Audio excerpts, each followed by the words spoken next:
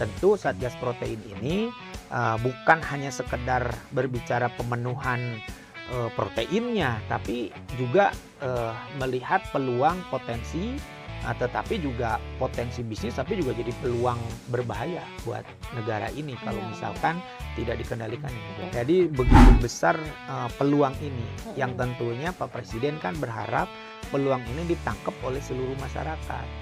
Gitu. Nah, ini kita menjadi trigger untuk menyampaikan ini tuh penting. Ini loh ada peluang bisnis, ngapain cari peluang bisnis yang lain? Benar. Sementara bisnis yang lain sedang lesu, ini ada peluang di depan mata. Ada good problem kalau menurut saya istilahnya ya. Ada permasalahan yang sebenarnya baik buat peluang bisnis gitu.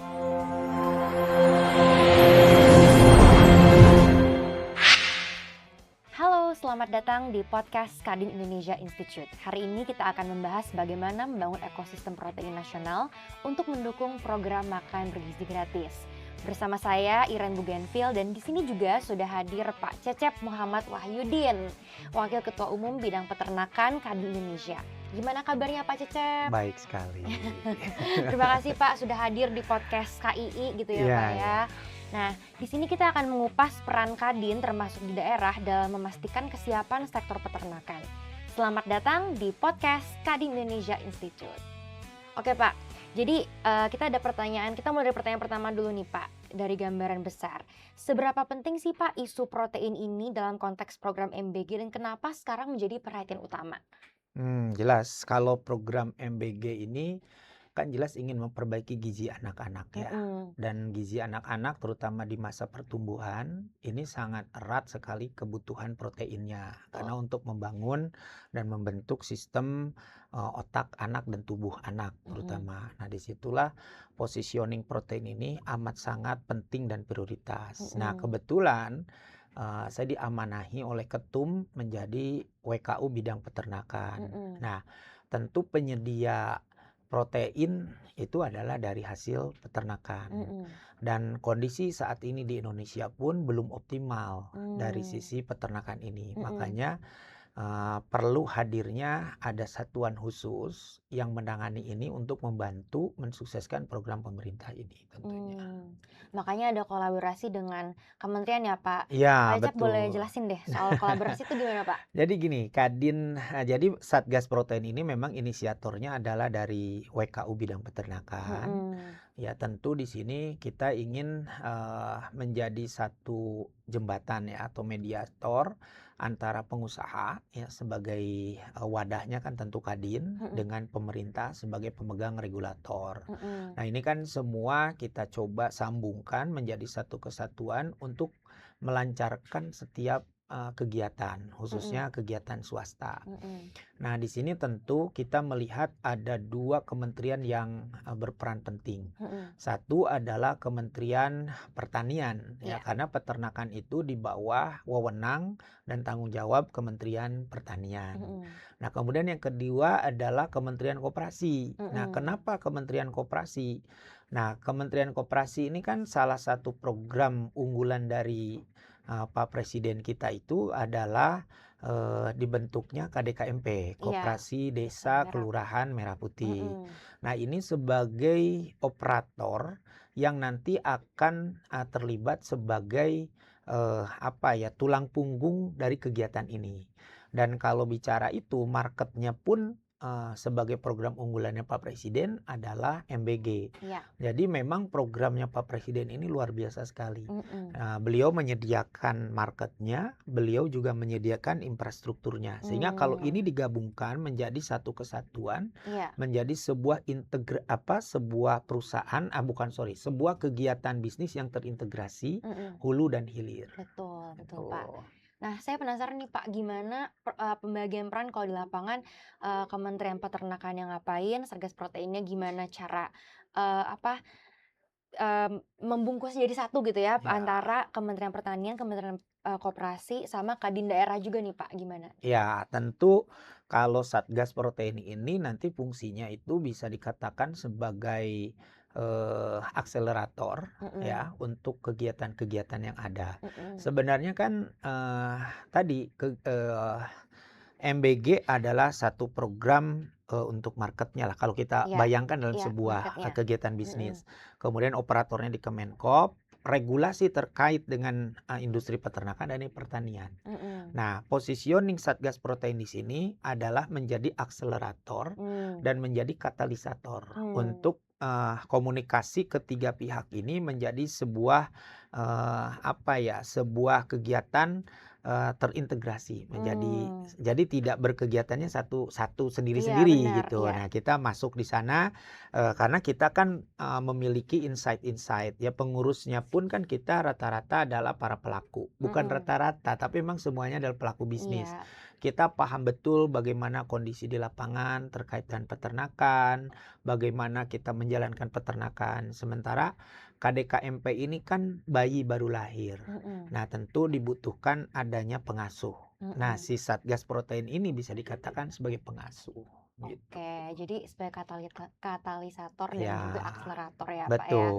Supaya nanti ada tercipta sistem dari hulu ke hilirnya Betul seperti itu, dari sekali. market dan juga infrastrukturnya gitu kan Ya, Pak. Nah, betul. kalau di lapangan sendiri Pak, boleh ceritain nggak Pak potensi dari pasar ini tuh seperti apa? Itu yang Pak cerita ke saya gitu kan. Terus juga tantangannya kayak gimana nih Pak kalau di lapangan Ya. gitu?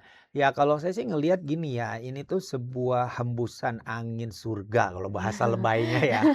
Jadi market yang udah disediakan tentu itu bisa dikatakan sebagai financial projection. Jadi nggak usah repot-repot lagi, kita udah tinggal hitung aja berapa sih anggaran yang disediakan untuk MBG dalam 1 tahun.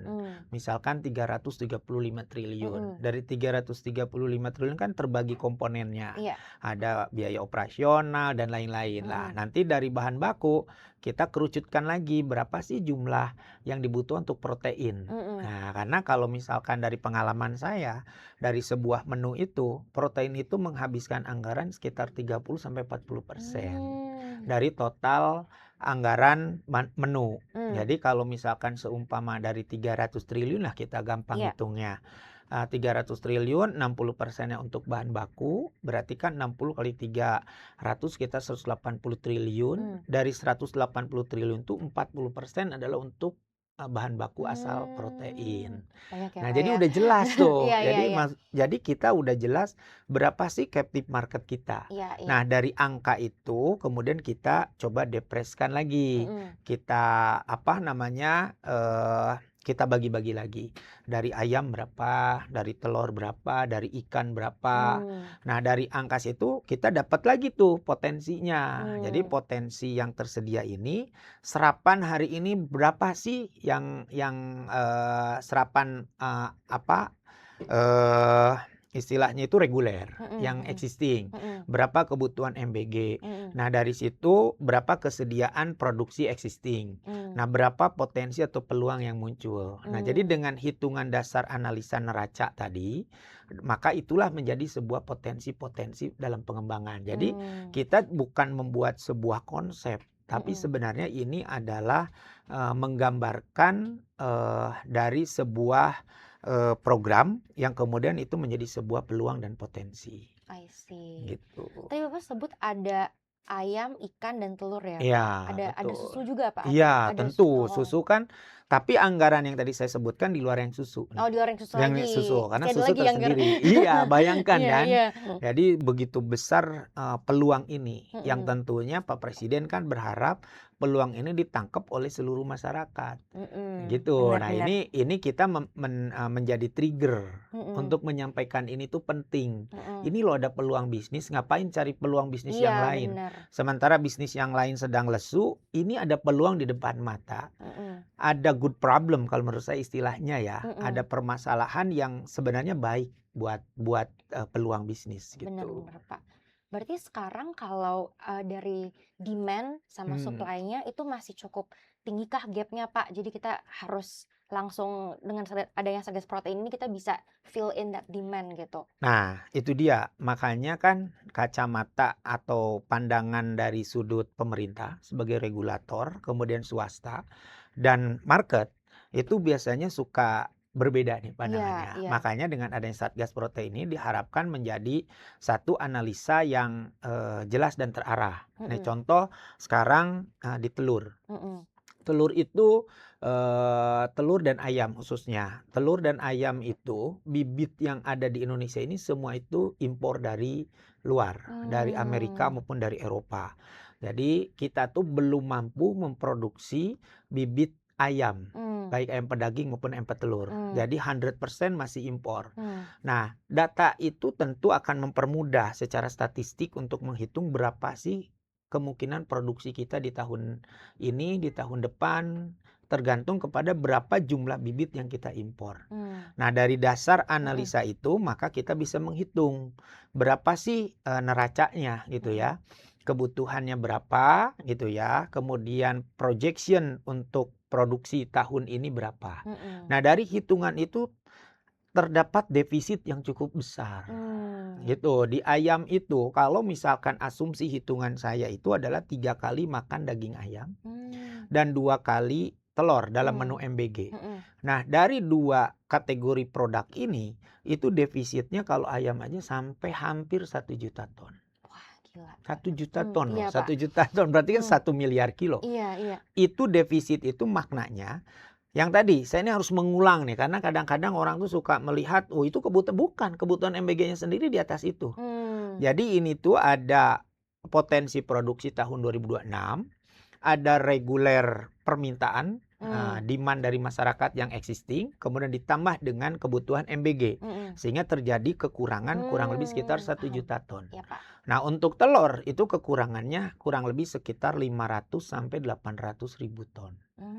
Banyak juga ya, Pak, ya, Jadi sama-sama banyak. cukup besar. Iya. Nah, tentu ini satu sisi peluang Mmm. bisnis, tapi satu sisi ini juga bisa jadi masalah Mmm. kalau tidak dikendalikan dengan benar. Mmm. Karena ketika defisit ini terjadi, ini akan menyebabkan hiperinflasi Mmm. di industri 2 ini, Iya dan iya ini iya. tentu akan menyenggol inflasi secara nasional. Mmm. Nah, tentu Satgas Protein ini bukan hanya sekedar berbicara pemenuhan proteinnya, tapi juga melihat peluang potensi, tetapi juga potensi bisnis, tapi juga jadi peluang berbahaya buat negara ini kalau Benar benar. misalkan tidak dikendalikan dengan benar, Betul. gitu.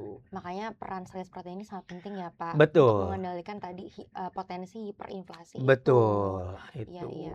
Nah, untuk sekarang ini, Pak, dari pelaku lapangannya sendiri gitu, baik itu peternak atau pelaku usaha lokal, mungkin juga nanti koperasi yang akan kita latih bersama juga ya, Pak, itu sejauh mana sih kesiapannya untuk memasuki rantai pasok besar yang tadi Bapak ceritakan itu, gitu? Nah, gini, di industri ayam itu memang nggak tahu ya, cuman mungkin pada umumnya industri agribisnis itu memang di Indonesia sudah seperti itulah karakternya ya. Mhm. Jadi sudah adanya quote and quote bisa dikatakan terjadinya praktek oligopoli. Ya, Mmm. jadi dikuasai hanya oleh beberapa gelintir. Mhm. Kalau menurut saya ini bukan bicara masalah sengaja disengaja atau Mhm. distrategikan, tapi karena memang peluang itu duluan mereka yang ambil. Iya Intinya iya iya. gitu. Mhm Ya, saya mhm. juga tidak bisa mengatakan bahwa mereka salah atau mereka berbuat itu diniatkan. Nggak juga, karena ada peluang kan ya. Namanya Mhm. juga pebisnis kan, kalau ada Mhm. peluang ini. Nah, ini terjadi di ayam. Kalau kita buka data importasi grandparent stock, kakek neneknya ayam, Mhm. itu ternyata 80% lebih dan hampir mendekati 87% itu dikuasai hanya 3 perusahaan pengimpor. Mmm. Nah, kan di sini bukan trader, dia yang mengimpor, yang memelihara. Mmm. Artinya berarti market di Indonesia ya dikendalikan oleh 3 perusahaan besar ini, gitu ya.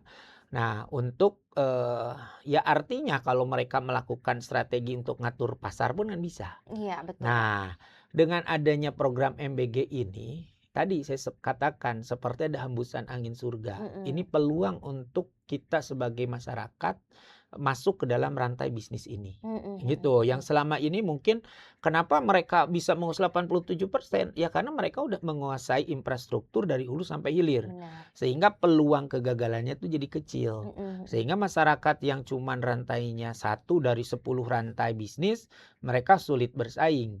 Nah, Mmm. dengan adanya rantai yang diciptakan oleh pemerintah hari Iya. ini, oleh Pak Presiden, harusnya kita masuk. Dan ini Mmm. menjadi peluang besar. Kalau saya Mmm. melihatnya simpel, tadi kan defisit. Mhm. Artinya defisit yang tadi 1 juta ton dan 600 atau 500 ribu ton di telur itu adalah market baru. Betul, betul. Artinya kita juga tidak mengganggu ke yang 3 besar. Dan kita juga tidak mengambil haknya mereka yang udah mereka bangun sebesar yang tadi. Artinya kita ciptakan lagi untuk market yang baru. Dan ini menjadi peluang bisnis baru. Sehingga kalau ini diambil menjadi peluang bisnis baru oleh pemain peternak baru atau khususnya adalah KDKMP, maka 2 tahun kemudian itu akan jadi penyeimbang. Yang tadinya 87 mungkin akan turun dengan jumlah ditambah, ya volumenya naik. Mereka tetap 87 yang hari ini ditambah yang tadi defisit, maka dia akan turun dengan sendirinya sekitar 50-60%. Jadi kita tidak perlu membatasi mereka untuk tidak boleh mengembangkan dan sebagainya. Gitu. Karena udah ada market yang baru. Marketnya jelas ini. Kita tidak mengambil market mereka. Betul, gitu. betul. Nah, kalau misalnya tadi Pak pelaku usaha atau misalnya pebisnis agri di daerah gitu ya Pak, kan tadi Pak Cecep sempat cerita ke saya bahwa peran Kadinda itu sangat penting dan kita juga harus melibatkan mereka gitu. Nah, secara kapasitas sumber daya manusia atau akses pembiayaan masih ada tantangan-tantangan nggak Pak? Nah, ini kita kan sudah mapping ya. Mapping tuh mulai dari infrastruktur hari ini tuh yang tersedia di mana. Nah, dari tadi neraca tadi kita analisa lagi. Tadi kan secara nasional. Kemudian kita analisa lagi per daerah. Kita punya sampai by name by address. Artinya wilayah ini kebutuhannya berapa, defisitnya berapa. Nah, sehingga dari situ kita akan mapping di seluruh Indonesia. Bukan akan mapping, sudah kita mapping di seluruh Indonesia. Jadi peluang-peluang misalkan ayam petelur di daerah Indonesia paling timur, misalkan contoh di NTT atau di Papua. Itu jumlah potensinya berapa? Itu berdasar pada data. Jadi kita tidak serta-merta ujuk-ujuk membuat peternakan ayam di daerah Papua, misalkan enggak. Jadi berdasarkan itu maka ada peluang-peluang. Nah, bedanya ini tuh bisnis peternakan itu rantainya panjang. Yang tadi mulai dari kakek nenek, ibu bapak, penggemukan, budidaya, pemotongan, sampai ke distribusi. Nah, tentu rantai panjang ini dibutuhkan kolaborasi sesama pelaku bisnis antar rantai. Nah, jadi misalkan tadi kalau kita mendorong KDKMP untuk berbudidaya ayam petelur, maka di situ tentunya ada peluang untuk pabrik pakannya dong. Nah, di situ juga ada peluang untuk membangun breeding farm-nya. Di situ juga ada peluang untuk mensuplai vaksin, obat, dan lain-lain.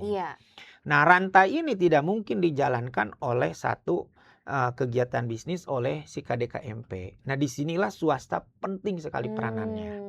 Karena tidak mungkin negara pun juga tidak mungkin menganggarkan ini secara keseluruhan untuk membiayai.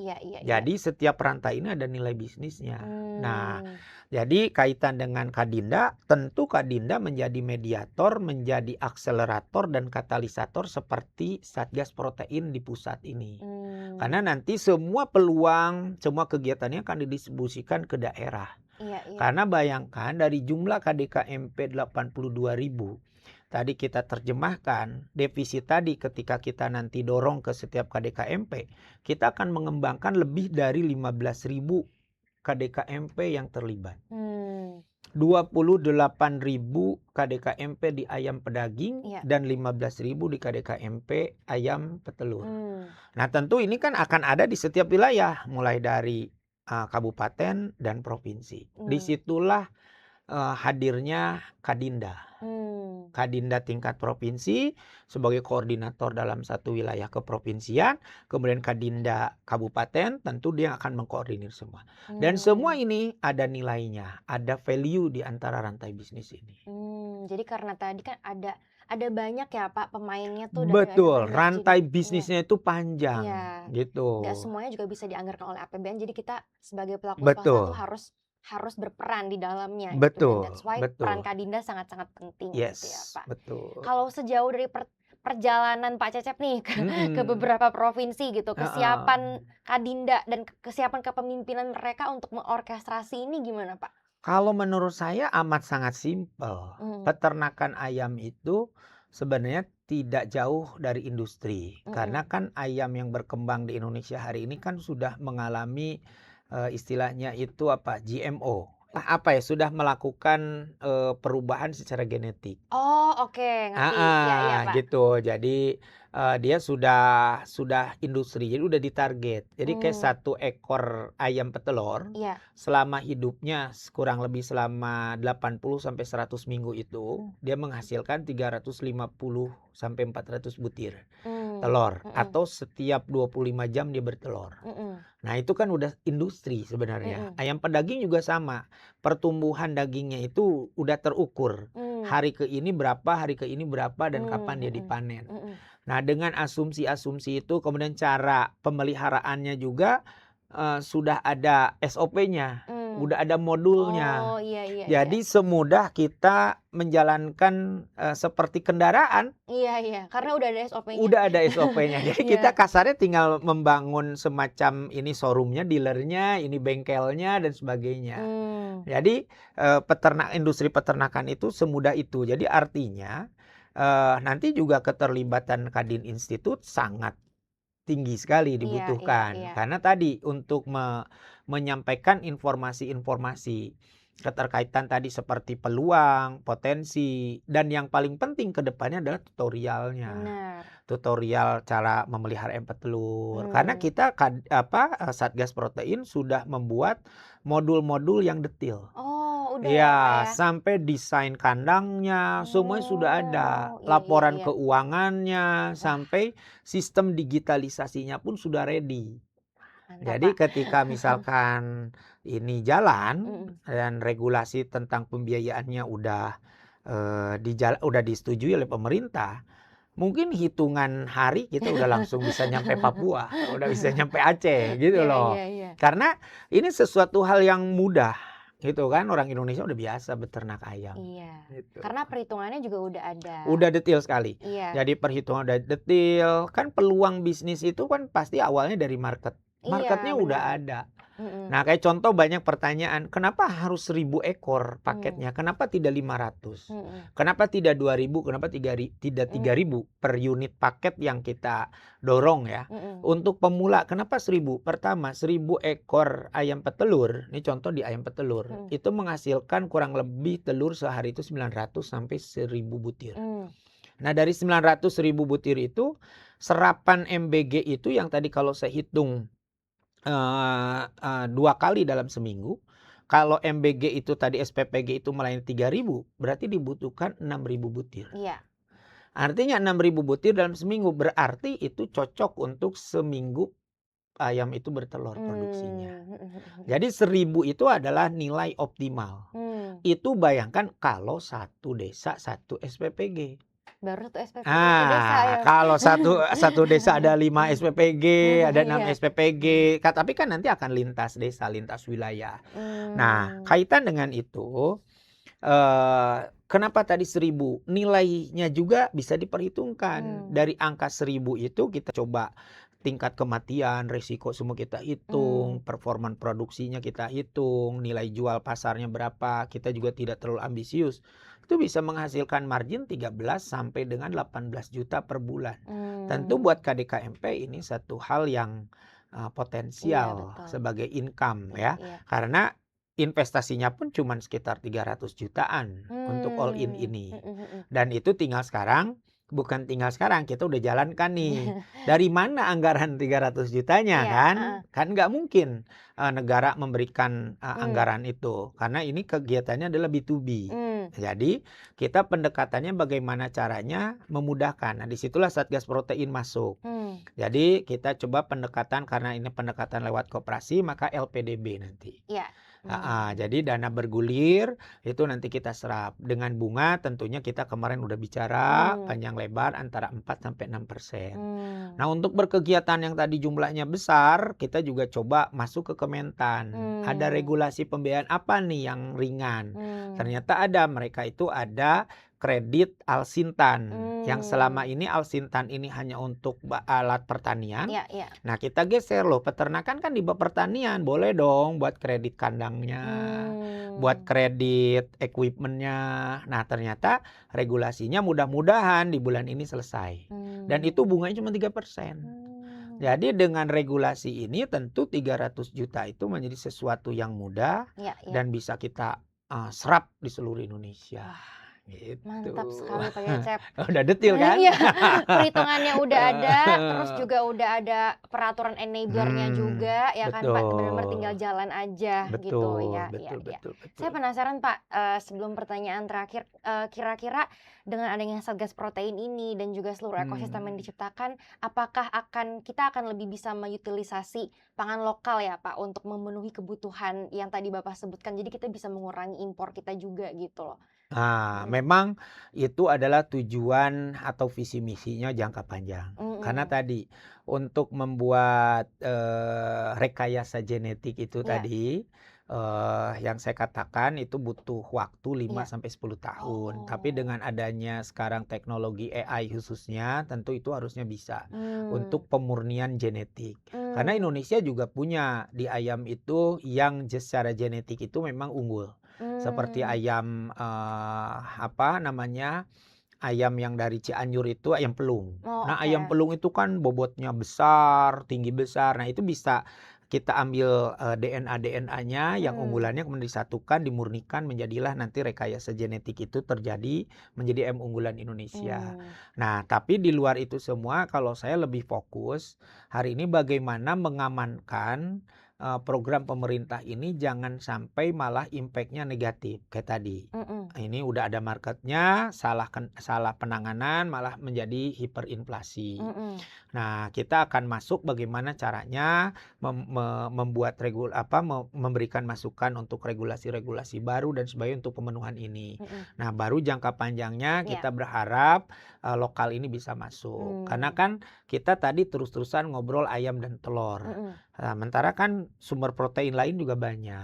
sih. Nah, tapi kan ketika bicara skala industri, skala nasional, itu pun menjadi eh, ini lagi menjadi satu peluang tapi satu juga masalah gitu loh. Mmm. Makanya selalu mengatakan bahwa program ini good problem sebenarnya gitu Good ya. problem. Iya, good problem sebenarnya. Nah, Mhm. jadi kaitan dengan itu tentu kita juga mencari solusi lain. Contoh, sekarang di MBG. MBG itu kan di SPPG ya banyak terjadi seperti keracunan Iya. ya dan sebagainya.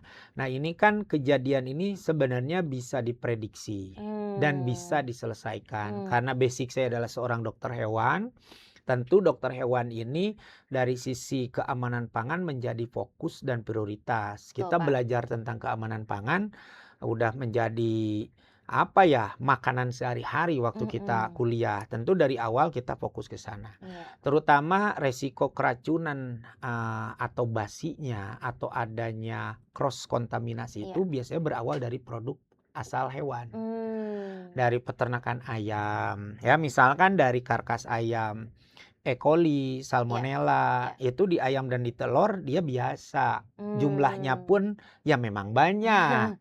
Iya. Begitu itu terjadi cross kontaminasi, salah penanganan, menjadi infektif buat yang memakannya. Mmm. Jadi terutama misalkan ada cross kontaminasi orang di dapur, dia nggak paham tentang keamanan pangan, dia habis motongin daging ayam, kemudian dia megang sayur, megang buah, di mana sayur dan buah ini mungkin suhunya tidak dapat membunuh bakteri ketika memasak. Atau Mhm. malah buah kan disajikan mentah. Mhm. Nah, kontaminasi inilah yang menyebabkan itu terjadi. Nah, Satgas Protein memberikan solusi. Mmm. Jadi membangun satu rantai yang Iya. namanya itu mini processing. Oke.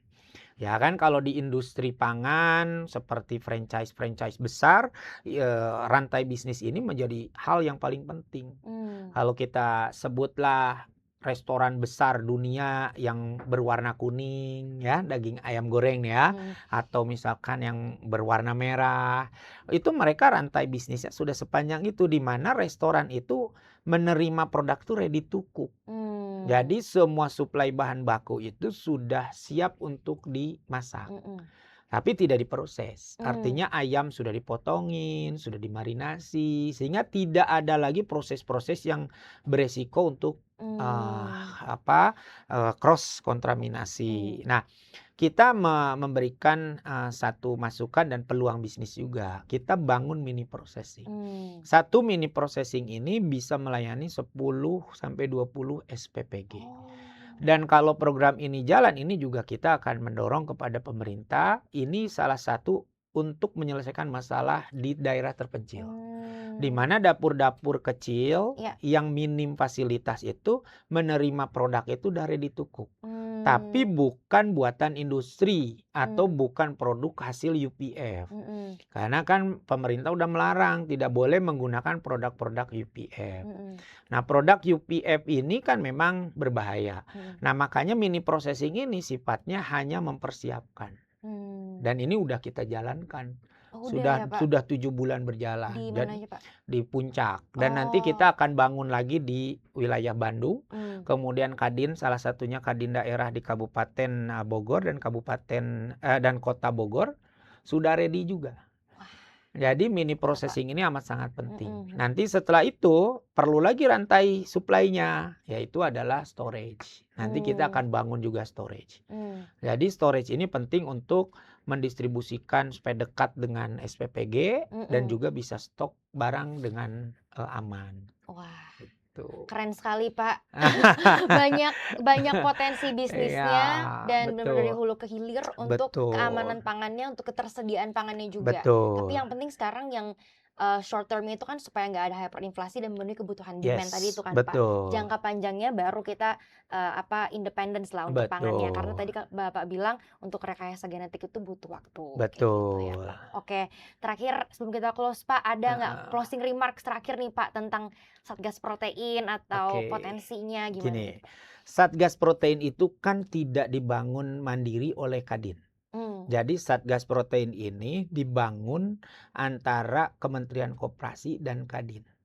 Jadi artinya semua regulasi itu tektokan dari pemerintah dan Kadin tentunya. Jadi punya kekuatan hukum. Nah, kita ini dasar utama pembangunan Satgas, pembentukan Satgas Protein ini adalah MOU antara Ketum dan Menteri Koperasi. Nah, kemudian jadilah PKS. Nah, makanya pengurus di Satgas Protein pun isinya adalah kementerian dan Kadin. Jadi, makanya regulasi-regulasinya pun kita patokannya selalu tektokannya dengan Kementerian Koperasi. Dan Satgas Protein ini bisa diposisikan sebagai satuan tugas yang cukup strategis.